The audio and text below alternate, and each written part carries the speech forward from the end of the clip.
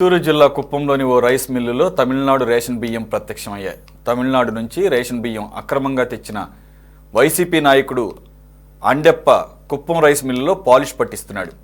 పక్కా సమాచారం మేరకు దాడులు చేసిన పోలీసులు 4 టన్నుల రేషన్ బియ్యాన్ని సీజ్ చేశారు.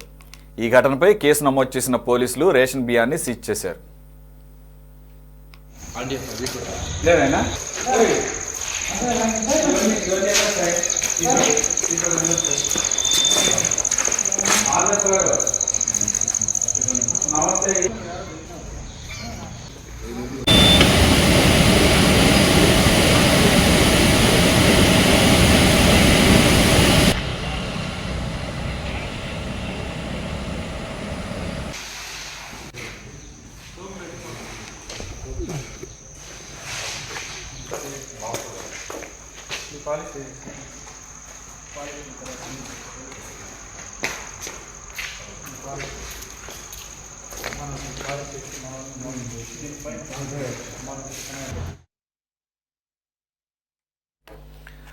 చిత్తూరు జిల్లా కుప్పంలోని ఓ రైస్ మిల్లులో తమిళనాడు రేషన్ బియ్యం ప్రత్యక్షమయ్యాయి.